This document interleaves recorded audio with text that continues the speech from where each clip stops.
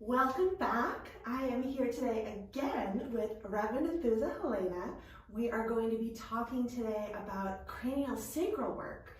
So last time Anthousa was on with us, we talked about her whole healing system, but today we're going to focus down a bit because we could just drill into all these different elements. Yes, we can. Yes. So we're going to take it one bite at a time, and today we're going to talk about cranial sacral therapy, which is something I'd heard a lot about, but don't know very much about. So tell me about your first experience with cranial sacral and what drew you to that type of healing work. Okay, well, first of all, thank you, Caitlyn and Heart Mind Healing, for inviting me back again. I just love to do these things with you. Cranial sacral therapy, well, when I was, I don't know if they do school screenings anymore, but I think I was 9 years old, and they would check for scoliosis. And that's when I first found out. I'm much older, so back when I was 9 years old, there wasn't as much to offer as there is today. There's more options. Then later, as I grew older, I was a yoga teacher, and I was teaching a class, and one of my students, the class is behind me, I was doing a posture, and after class she introduced herself and she said, I see you have scoliosis. I've been studying with Dr. Upledger. He's an osteopathic physician and specializes in cranial sacral therapy. I want to take you up. It's on me. She offered, the whole session and everything. I want to take you up, meet him, and you have a session with him. And I had no idea what that was like or anything about him. Luckily, I was living only about 45 minutes to an hour, depending on traffic, away from the Institute. Oh, actually, excuse me, at the time he did not have the Institute developed as of yet, Upledger Institute. So I went up and, had the session, and after it was over, I got off the table and I looked at him and I said, I do not know what you just did, but I am so amazed. I am your student. I need to learn exactly what you did and what this is all about. And that's how cranial sacral therapy journey started for me. Now, Dr. Upledger at the time was teaching privately himself out of Unity churches, some smaller groups. And at the time there were 10 levels. And after I took a long time because you have to take breaks in between each course. And when I was at my diplomatic level, the advanced level, which takes a longer course, afterwards, he approached me and said he was opening up an institute and he was interested to see if I would be interested in working for him.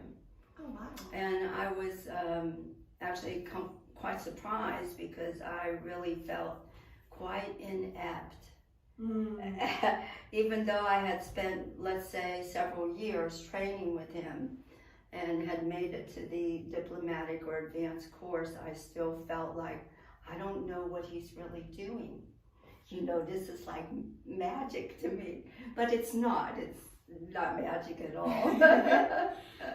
But anyway, yes, I can talk too long about those things.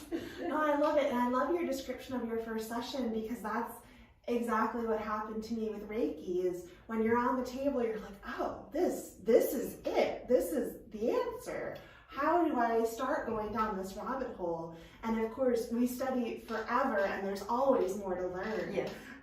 But that's part of the journey. I love that part of it. Yes, and we all get drawn to different things, different modalities. Mm-hmm. So it's what we resonate with, different even teachers of the same modality. So what it is, to me, part of like the law of attraction. Definitely. We're attracted to something, it feels like it's part of us, and then we, go on to hopefully share it with others. Yes, different phases of life. So what surprised me the most, because I had always heard of cranial sacral as something that you go to someone to have done to you. And so when you approached me with the idea for a workshop, I was like, how do we do this for a group? And what, you can do it for yourself? So can you talk a little bit more about that? Okay. So yes, this is actually the second time we're going to do this, and in my integrative medicine there are 6 different modalities that I utilize and train people with, but these are the first 2 modalities, the second and third. Awareness in the brain helps us find that place that can bring us into neutrality with our nervous system, bring us into balance, and that was founded by Dr. Hans Selye. It's the stress response model. We talk about that during the workshop briefly, and so there's an aspect of cranial work that deals with this mid portion of the brain. It's known as the third eye in yogic terms, that people are more familiar with yoga. So it's right between the eyebrows and then down in the center of the head, but it's in the middle of the head. And that is actually a joint space in the cranium, part of the cranial sacral system, that's very important because it's the entry point in which the fluid fills and empties. But within the cranial sacral system is housed our nervous system and our endocrine system. Both of those are 2 major communication networks. One is more for the body. They're both for the body, but nervous system, the nerves come out of the vertebral column and shoot out into all parts of our body and communicate with our organs, our tissues, etc. And then the hormonal system, the endocrine system, keeps our balance of definitely our hormones, but it's also in the more esoteric fields like yoga, the energetic portion of our body. So it's the entry point of communicating with consciousness, right? Yeah. So in cranial sacral therapy, there's an aspect as we're working, or there's many aspects, but we're working to look for when the body goes into this neutral point. It's called the still point. It's when the fluid stops for a moment, because the fluid has a rhythm. Cerebrospinal fluid, it fills and it expands, it empties and it contracts, and it recycles within our body, just like our blood. And even the breath. Yes, the respiratory system, and I'm not sure if lymphatic system actually recycles, but it's another important fluid. No, there's flow. We see a lot of flow in the body, and so that's why it's interesting when we try to hold energy still where it is, because that's not meant to happen. And yes, what are we made up of? Like, is it 80-90% fluid? It's a very large percentage. And even just water is primary. I think it's 70-something water. Yeah, so with the other fluids too we've got a lot higher. of flowy things. And that's what I'm always like wondering, where I see these different percentages of fluid. And I'm thinking water only, and you're right, the other ones are including the other areas.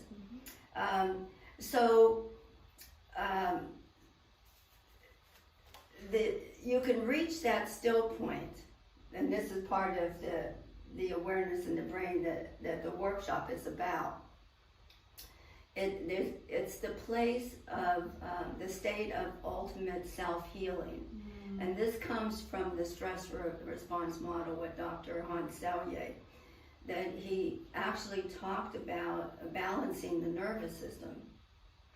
So, we're either like crazy like this, or we're just nice and peaceful. We sort of want to be somewhere in between, because the nervous system does need to alarm us if we're in danger.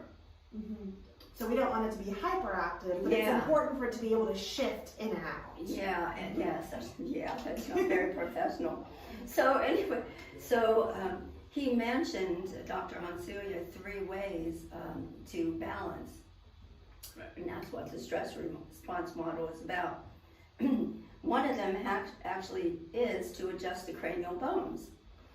And yes, we think that we always need help, you know, and sometimes we do. There are some places in my body that I can't touch, or energetically, even if I'm looking at it remotely, maybe I'm not seeing it clearly, or I'm projecting too much of my own self onto it, and that's the help of another facilitator is always good. We were even talking about that before we started filming, how with the depth of knowledge that each of us has, sometimes you still need a fellow facilitator to echo something back to you, and you're like, oh, that's right, that does apply to me. It helps direct you too. Definitely. Because sometimes, often, you know, I know even though I'm off here and I need to get back into the, but the still point is like this gap in between the fluid. It fills. There's actually a rhythm, so it fills 1, 2, 3, 4, 5, 6, and it stops for a moment. That's the point we're looking for. It's a gap in between the movement of the fluid. Now, here it goes. It's going to contract. 1, 2, 3, 4, 5, 6. I probably counted pretty quick. And then there's another gap. So that's what we're looking for, that little space, that little gap in between. Now, as a therapist, we actually induce a still point, because that's where we're getting our information from, because we're speaking to the body through the unconscious mind as a therapist and the client. But you can do this for yourself, yes. And that's going to be a new added thing for people that might have watched or came to the workshop in person last time. 2 new added things.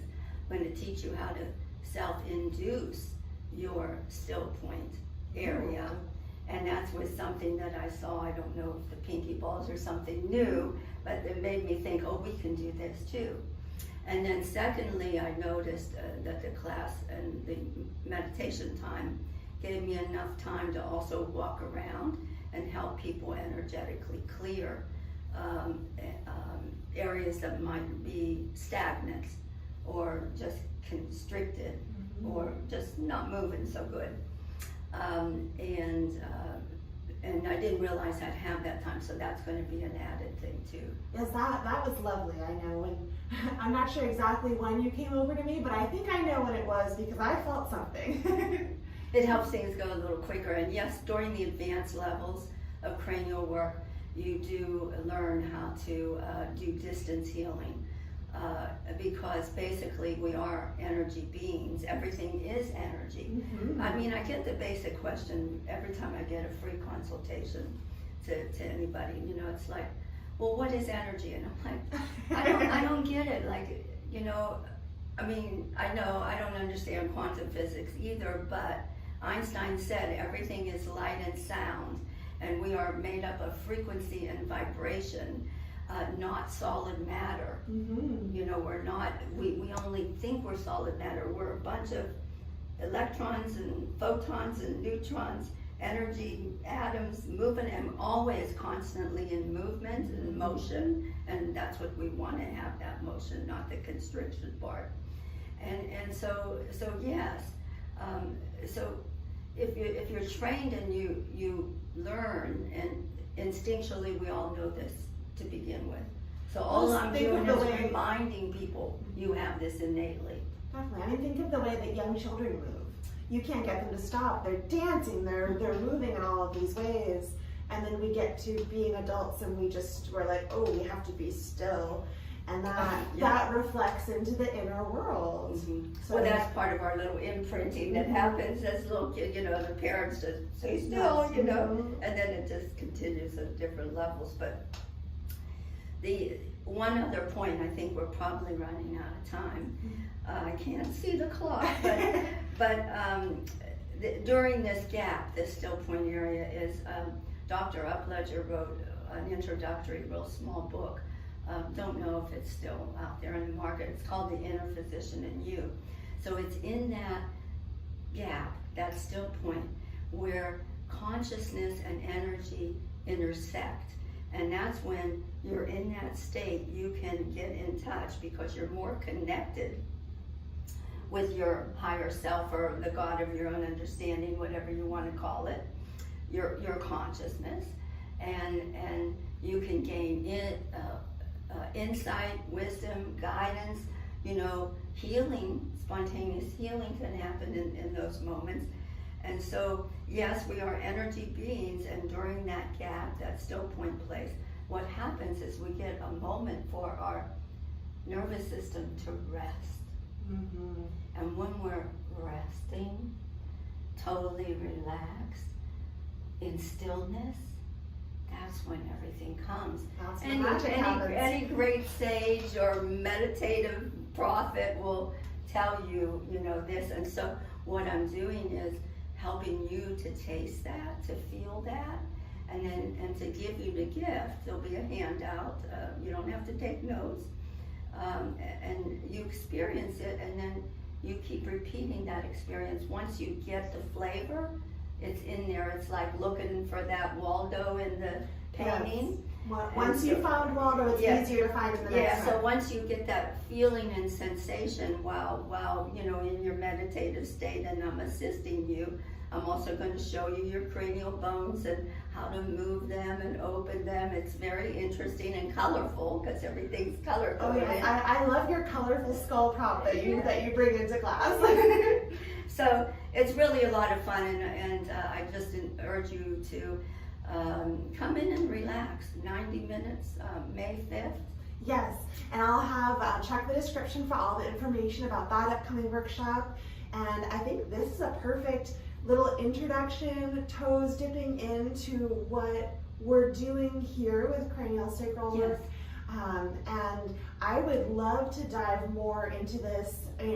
We said in our first interview that let's do more episodes, so yay, number 2. Thank you. But any listeners who have specific questions, put them in the comments, and we can address them in future podcasts and future workshops. Yes, and I do reply when I see something. So. Yes, definitely. So wonderful. Yes, look for all of those resources. I'll have more information about how to connect with Anthousa, and the link to the book that you referenced. I think it was Stillpoints book. Yes, so I'll have all of those links in the description, and thanks so much for tuning in. Yes, thank you.